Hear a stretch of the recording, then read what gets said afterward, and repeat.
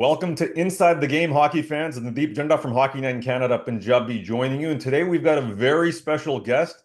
He's an elite forward with the Nashville Predators, NHL All-Star, and he will be on Team Sweden for the Four Nations face-off. Very pleased to be joined by Filip Forsberg of the Nashville Predators. Welcome to the show, Philip. Thank you. Thank you for having me.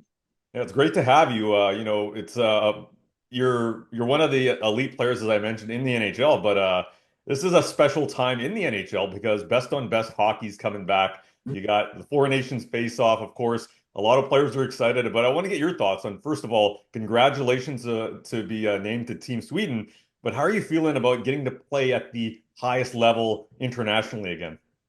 It's going to be awesome. I think it's one of these opportunities that all of us been dying to get back. And I was fortunate enough to play in the last one in the World Cup there in Toronto, which was an unbelievable event, even though it was, not by every country participating once we got started, but just with having the excitement of best on best hockey back, it's something that I'm sure all the fans, but even more the players have been looking forward to. For sure. And I know fans have been always, whether it's the Olympics, whether it's the World Cup, whether it's the Four Nations this time around, are always kind of clamoring for best on best. But from a player's perspective, you mentioned playing in the World Cup, but just having something like this where essentially a generation of players haven't been able to play international hockey, like the excitement in your room, but also across the NHL, like what's the vibe amongst guys that are able to take part in this? I think excitement, like I said, it's that's the word that everybody comes back to. I think it's long overdue. Obviously, like you said, there's been a few opportunities missed for more than half the guys in the league now that would have played in the last two Olympics at least, and just seeing like obviously we can participate in the World Championship, some of us, whoever, but you don't want that, right? You want to be in the playoffs and so I think it's something that everybody's looking forward to, and I think the fans are really going to enjoy it as well. Well, you're one of the star players on a loaded Team Sweden. That's what I love about this tournament, where, obviously here living in Canada and seeing the United States team, which look great. You guys look stacked and also some special players on Finland as well. But take your player hat off for a second. And I want to ask you to put the coach hat on a little bit. Filip Forsberg, player profile. Who are his ideal teammates or line mates on Team Sweden? Who would you think you might have a bit of a connection with there? I mean, it's hard to do that. I feel like there's, like you said, there's just an overload of talent, and we're very fortunate enough to have the players that we have, obviously. But I think just up the middle, I think Elias Pettersson is somebody that has done so well in this league, and kind of not watching him, but a little bit watching him coming out of Sweden a few years ago and how he's transitioned into the NHL and become a superstar in this league too. And that's somebody that I'm looking forward to playing with. I haven't played with him before, so that would be exciting. And I think William Nylander obviously would be pretty special to have on that wing, on the other wing, with the way he's been playing. And he's, I don't know who leads the league in goals right now, but I think he's right there. And obviously tremendous talent. So I think if like I said, it's a very hard job in the best way possible to pick your line mates, but I think those two guys would be decent. Yeah, you picked two players that are close to our audience's fan base as well, Toronto and Vancouver being here in Canada. So that would be an electric line. You've got a member of Team Finland on your Nashville team as well, UC Saros. Of course, you and Gustav Nyquist will be on Team Sweden. Has the smack talk started yet? Has it gone back and forth yet with Team Finland? Not yet. I think it's coming.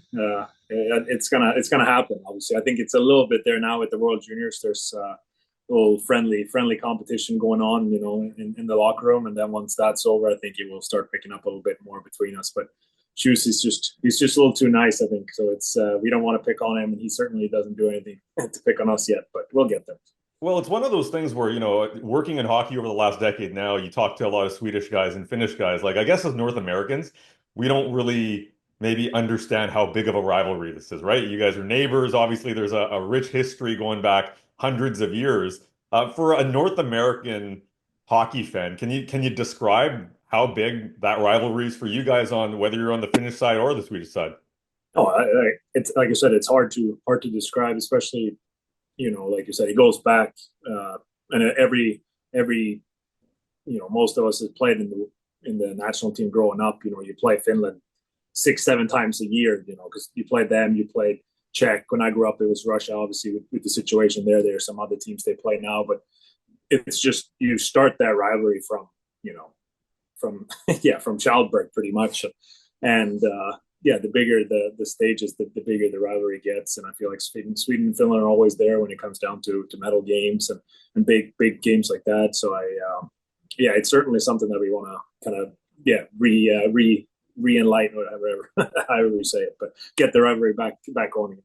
Yeah, we're looking forward to watching it as well because I think there's a lot of focus on that February 15th USA Canada game, but what you guys are going to be doing, I know there's probably going to be a lot of eyes back home watching that one, especially.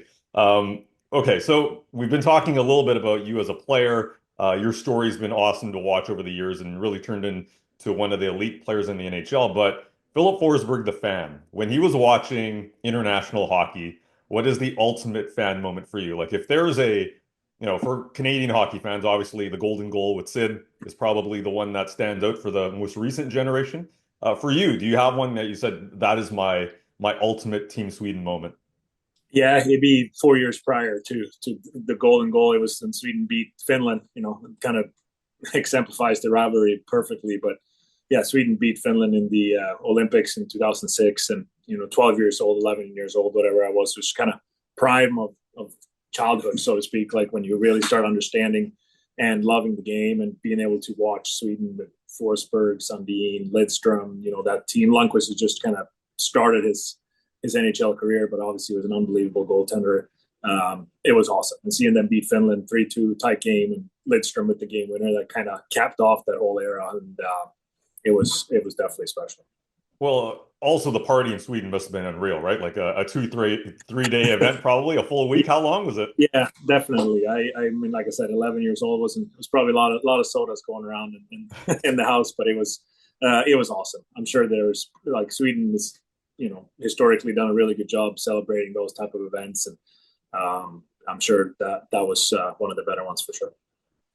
So I gotta admit to you, you're a bit of a cult following in the Punjabi community of Hockey Night in Canada, Punjabi, and the reason I say that is your mustache. So in Punjabi, it's called a kundi much, which means a curled mustache, and you're kind of when you came out with it a few years ago, you were going viral in some WhatsApp groups because it was like, wait a second, this guy has the same style mustache as some of our audience does. So break it down for us. Like, how did the idea for the mustache come out? And I'm assuming you get hit up on social media and mentions like crazy over the last couple of years, but where did the idea come from? Well, it started, I think, right before COVID happened. So I think it was, yeah, that whatever it would have been fall, spring, yeah, around like winter, February, right before the world shut down, and I hadn't scored a goal in the month of February. So on March 1, I was like, I got to do something. So I shaved the mustache, and yeah, scored in that first game, and then scored two against Montreal a couple days later, and then everything shut down.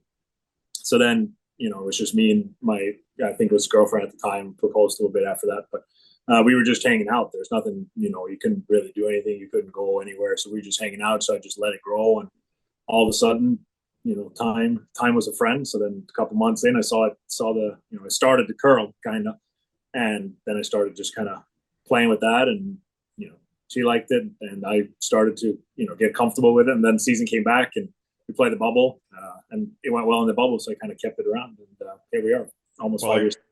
I gotta say, you're an honorary member of the Hockey Night in Canada Punjabi crew just because of the mustache, my friend. So anytime you want to come in and set, you're gonna be welcome. Okay, I appreciate that. I might take you up on that. All right, all right. Next time you're in Vancouver, hit us up. All right, so I do have you here for a couple more minutes. I know you're a big football fan, Liverpool FC, and you own or part owner of also of Nashville Soccer Club, SC as well, which is so soccer and football, as it's globally called, is a big part of your life. Take me back. How did you become a fan, A, of Liverpool? Because I did see you collaborated with them on this cool post last year, and they've done some content with you. How did that, I guess, love of that club start? I think my dad was a fan, so got my first jersey when I was very young, and like you said, football is massive over in Europe. Obviously, in Liverpool, it's one of the teams. It's kind of them and Man U, and obviously the more recent generation, there's a little more, a couple more teams to choose from. But when my dad grew up, it was Liverpool or Man United pretty much. And his dad, my grandpa, was actually a Man United fan, so I don't know really how how my dad came to choose Liverpool, but I stuck to that, and yeah, that kind of started the fandom, and as I got older, I've been able to watch them a few times. Once in Liverpool at Anfield, and watched the Champions League final in Paris a couple of years ago. So I've been able to take that fandom to a good spot where I can go to the games and try to enjoy it as much as I can. That's fantastic. Who's your favorite player all time? I know this is a tough question for hardcore fans, but if you had to pick the one, who would it be? Uh, I think Steven Gerrard, but Mo Salah is pushing every day for it. So I'm hoping by the end of Mo Salah's career in Liverpool, he'll be in the number one, which means that he can stay a little bit longer. But for now, it's Stevie G. Yeah, Mo Salah's strike rate and his assist combo is just unreal. He's up there with the all-time greats. I have to admit something. I'm an Arsenal fan, so That's okay. we're kind Okay. of going head to head here, but you guys look really Yeah. good this year, I have to say. Yeah. We'll see. We'll see. My brother's an Arsenal fan as Oh well. wow, in the family. Okay, some a bit of a Mm. rivalry there. Okay, Except, before I let you go, I want to hit something up that I just saw on social media. You mentioned your wife for a little bit earlier on. You welcomed a baby boy to the world in 2024, Felix, and the young man is already going viral for his reaction to you, seeing you on the television. Your wife, recorded the video, and he's giggling like this is fresh. I'm assuming this only happened within the last couple of days here. When you saw that video, how did you make that feel? That was an awesome and adorable reaction. yeah, it was. It was. I think I can't remember exactly. Like you said, when it was, but it was fairly recently. But it was. It was cool because you obviously we're at that point when he doesn't understand that I'm gone. I think, but then he sees me on the phone. It gets excited a little bit when we call FaceTime on long road trips. And when she sent me that video, it was cool. It's something that obviously having a kid in general puts everything into perspective. But seeing a video like that, it just does it even more. And yeah, he's been great to us so far, and we're lucky to have him. So it's been fun.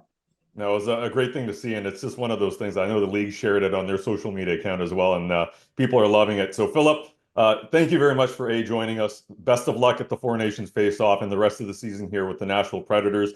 Awesome chatting with you, and maybe down the road we'll get you on the show. We can maybe teach you some Punjabi words and flex that mustache, which is so popular in the community. Sounds great. Thank you for having me. All right, thank you very much. That was Filip Forsberg of the Nashville Predators. Remember, we're going to have the Four Nations face-off on Hockey Night in Canada coming up in the next couple of weeks, so keep an eye on that, and we'll catch you next time.